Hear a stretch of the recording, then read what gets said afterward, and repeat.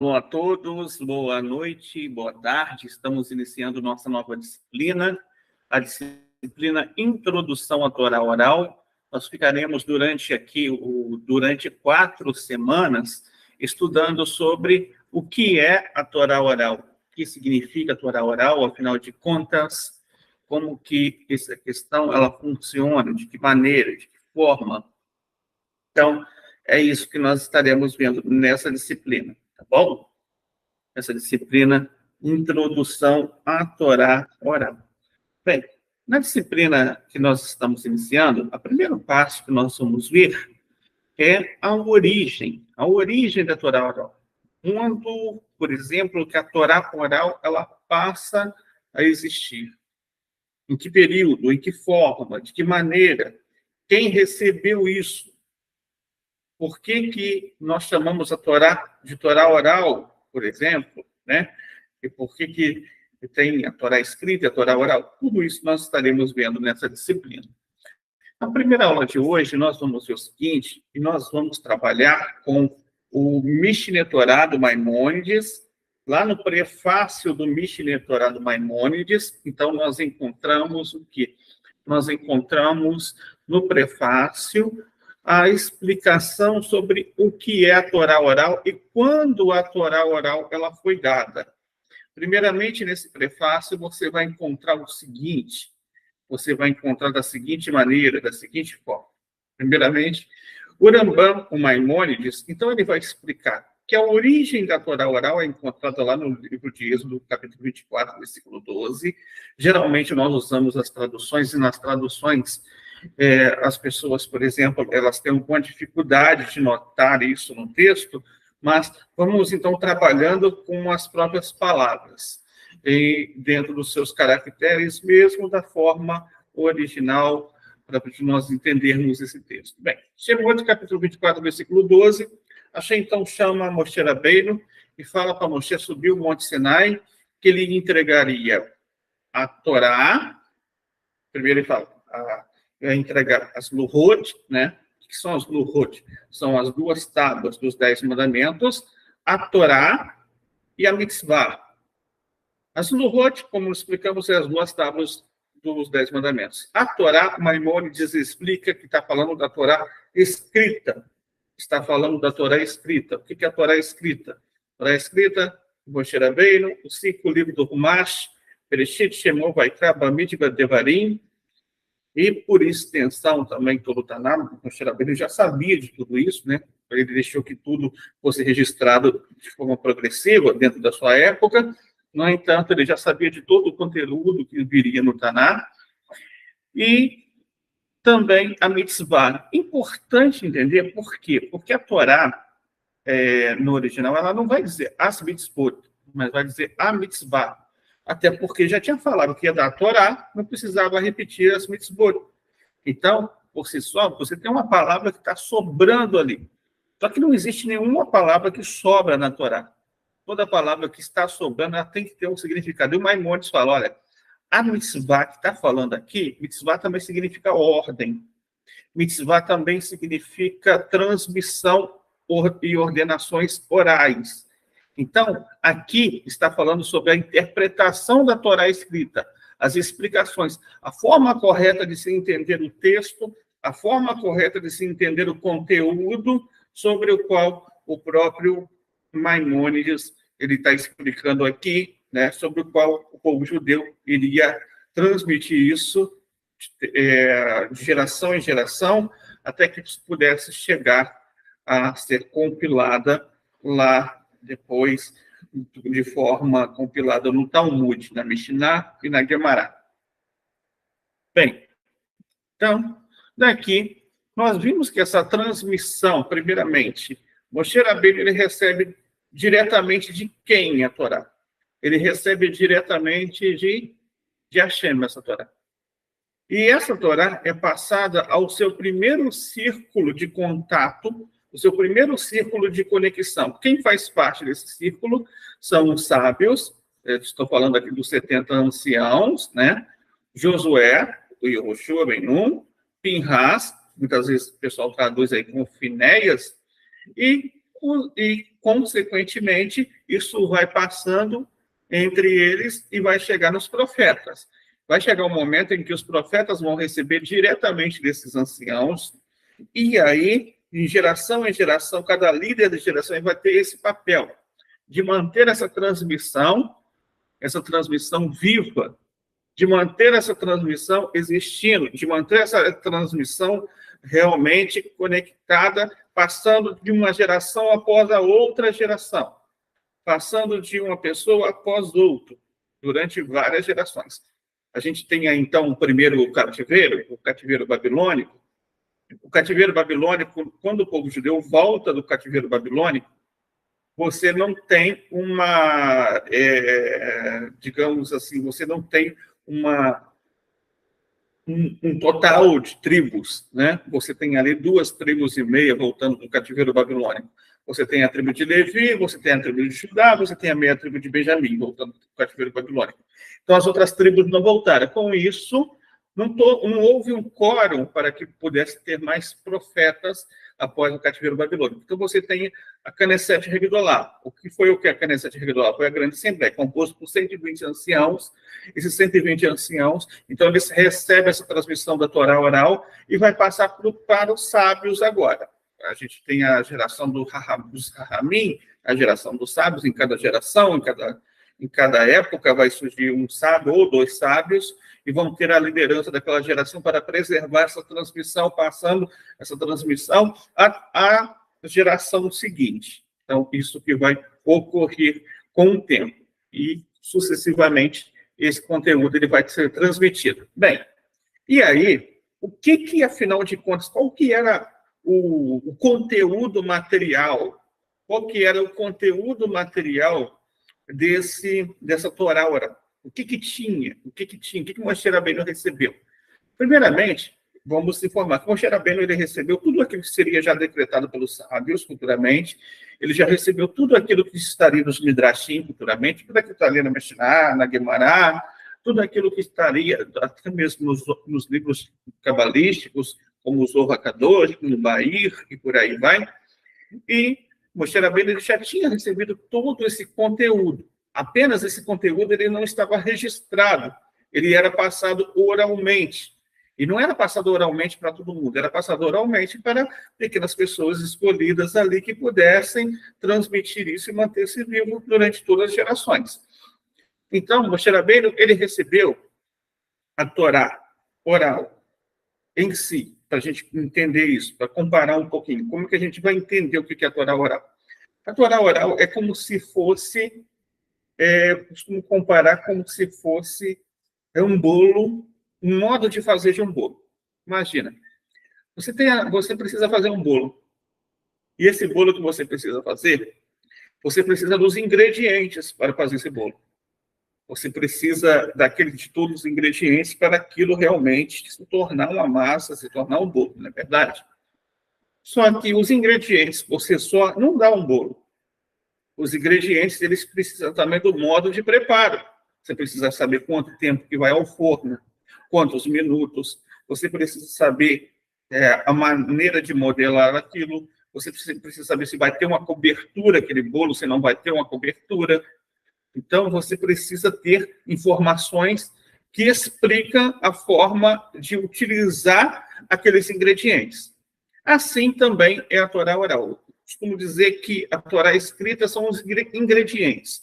Você tem ali os mandamentos, você tem ali a narrativa de como o mundo foi criado, sobre o povo de Israel exercendo um papel importante, você tem ali esse papel passando de geração em geração, só que a maneira como cumprir esses mandamentos, ele vem na Torá oral. Por exemplo, existe um mandamento que o povo judeu recebeu, eles têm que fazer um tefilim, eles têm que fazer um tefilim. Só que a Torá escrita não explica como são feitos os tefilim. Os tefilim só vão estar explicados dentro da Torá oral. Outro exemplo, o povo judeu também recebeu a ordem de fazer Shomer Shabbat. O que é Shomer Shabbat? Guardar o Shabbat. Guardar o Shabbat é se abster dos 39 trabalhos proibitivos. Só que, em ordem, esses 39 trabalhos proibitivos, eles não aparecem na Torá escrita. Aparece um ali, outro aqui, mas não aparecem ordenadamente as 39 milahot. Elas só vão aparecer realmente lá no Tratado de Shabat, lá na Mishnah. Só vai aparecer realmente lá.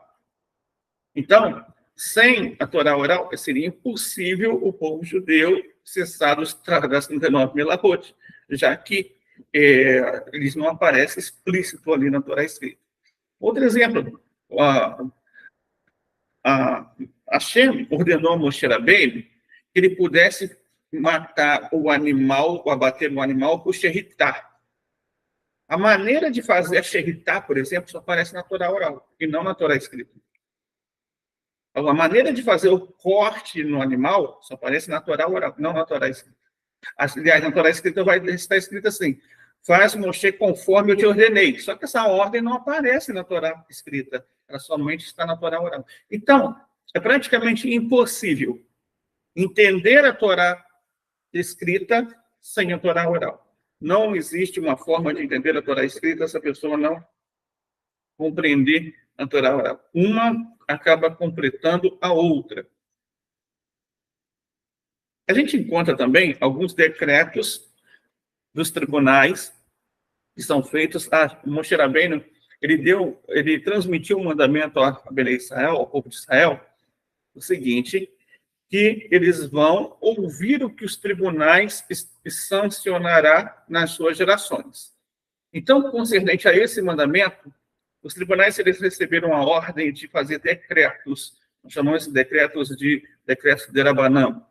Esses decretos, eles ajudam a preservar, a fazer uma cerca para que as pessoas não estejam transgredindo a Torá. Então, por exemplo, vou dar um exemplo. É um mandamento não adulterar, não é verdade? Então, tem uma cerca a respeito disso, que um homem não pode se isolar com uma mulher que não seja sua cônjuge em um espaço quadrado delimitado. Isso é proibido, se isolar com uma mulher que não seja sua esposa. Então, por quê? Porque a partir do momento que ele se isolasse, ele estaria perto de uma situação que poderia levar a um adultério. Então, de acordo com isso, qual é a função dessa cerca? Essa função dessa cerca é proteger para alguém não transgredir o mandamento da Torá. Então, existem esses decretos que foram feitos com exatamente esse objetivo que nós encontramos também. Existem duas formas de interpretação que, dentro dos segmentos, eles utilizam, né? Existe uma forma de interpretação que é chamada de interpretação livre, e existe a forma de interpretação que é a interpretação considerada a tradição milenar do judaísmo, a interpretação fixa.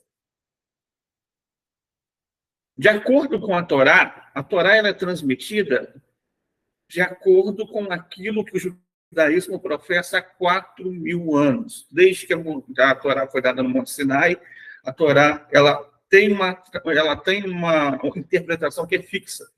A interpretação para algo, para um versículo, a maneira de se entender aquele texto, ela tem que estar nas fontes da Torá oral.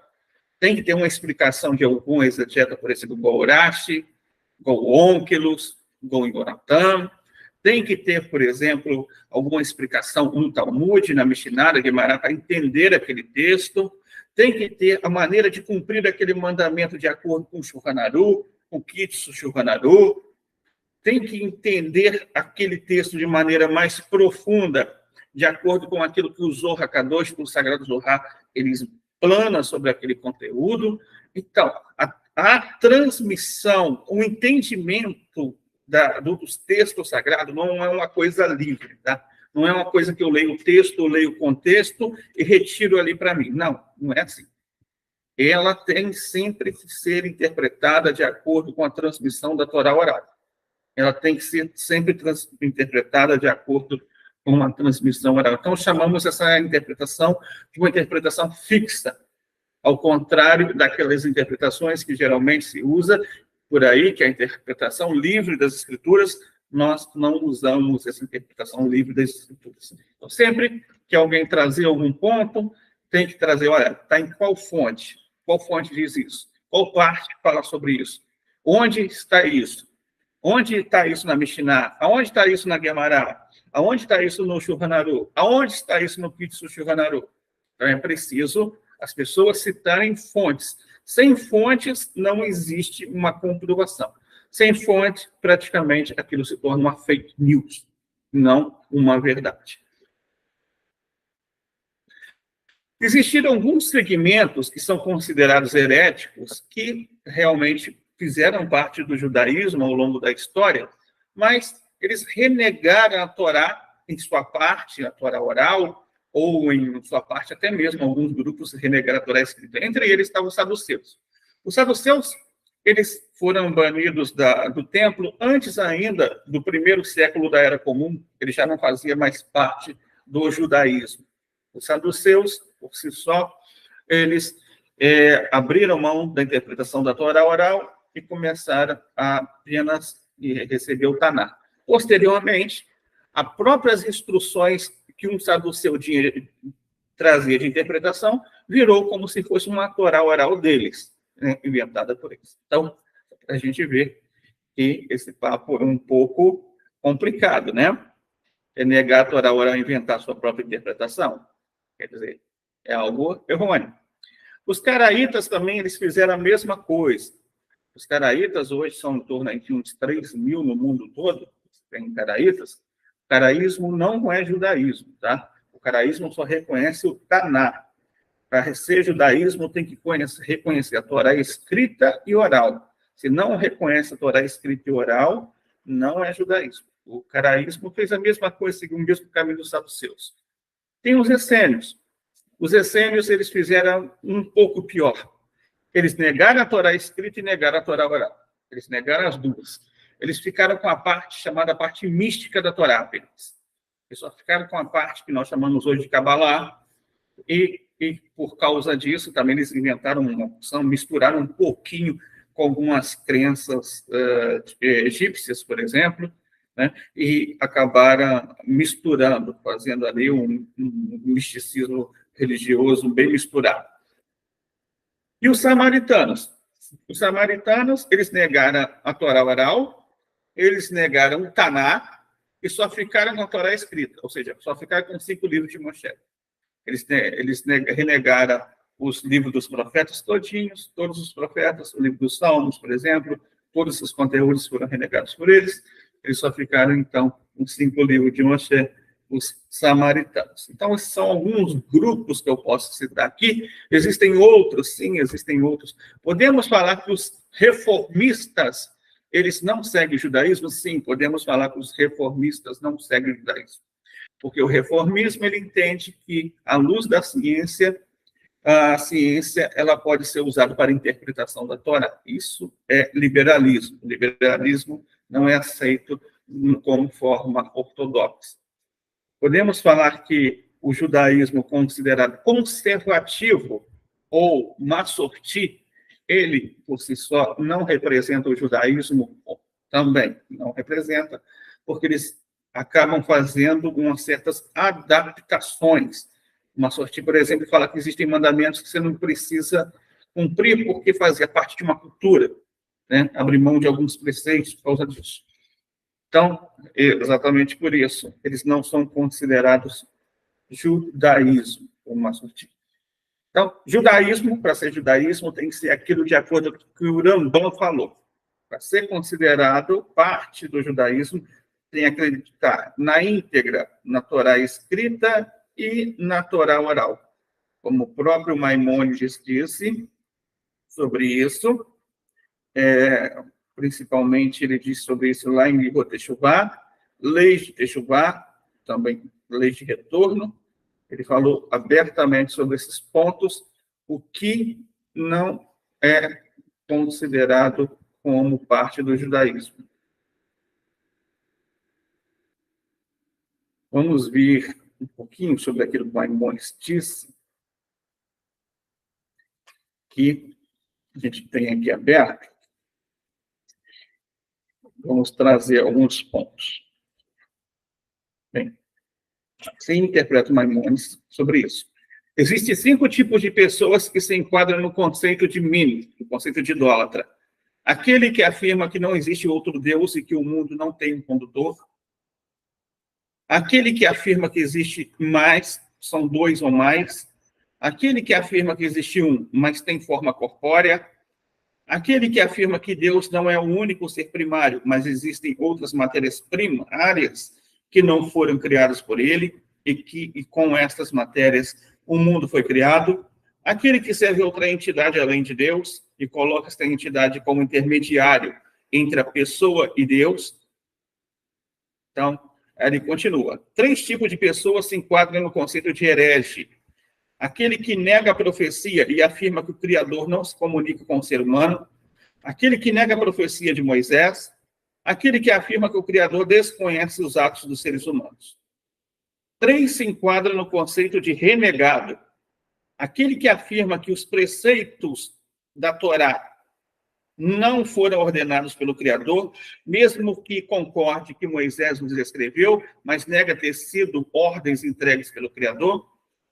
Aquele que acredita de que a Torá tenha sido entregue por Deus, mas nega a explicação das mitzvot como consta na Torá oral. Então, a gente vê aqui que negar a Torá oral é uma das proibições.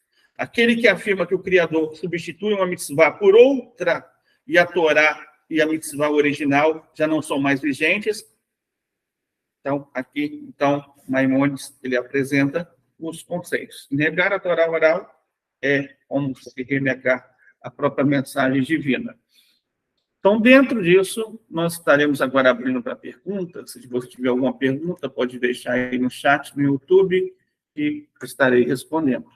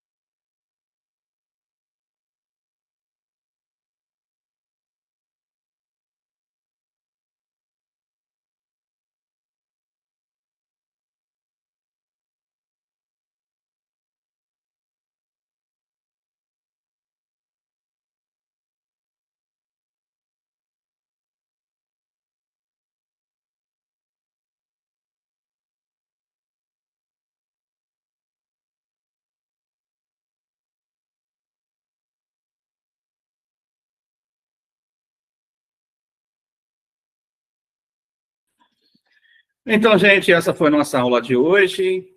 Vamos estar disponibilizando daqui a pouco para vocês lá na plataforma a atividade número 1, tá? A atividade que nós postarmos hoje, você pode responder até a próxima quinta-feira, às 17 horas, 5 horas da tarde. Que a gente possa dar muitas bênçãos a todos vocês, uma ótima noite. Shalom, shalom.